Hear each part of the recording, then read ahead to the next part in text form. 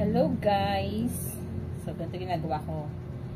Yung unan namin ay gawa sa ground foam. Tawagin yung galing sa may Eurotex. So, bumibili ako ng ganun. Instead na bibili ka ng bagong unan kasi mas makakasave siya. Kasi magkano isang unan, maabot minsan ng 500 pesos ang isa. So, kung gagawin mo, bumili ka ng ground foam. Tapos, ikaw na lang yung mismo magtahi ng unan. Ikaw nang gumawa. Katulad nito. Wait.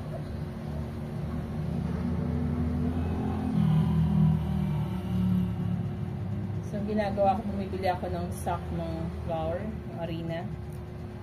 Which is 10 pesos na isa niya. Kasi bibili ka ng pillow case na which is very expensive, you know. So, instead, I just do it by myself. Like, you would just assemble. Ganito See this? So, I bought this. This is the pillowcase from the sack of the flour. And then, you see the ground foam? Yes. So, I will just lock this. Close it. To make a new pillow.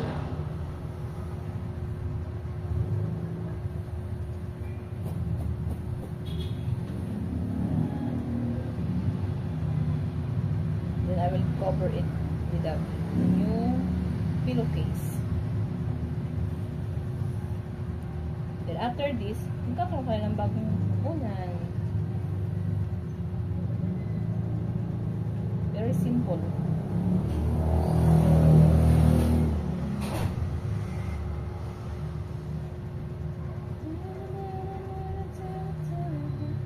Kailangan mo lang talagang hindi matyaga sa paggawa ng kanya.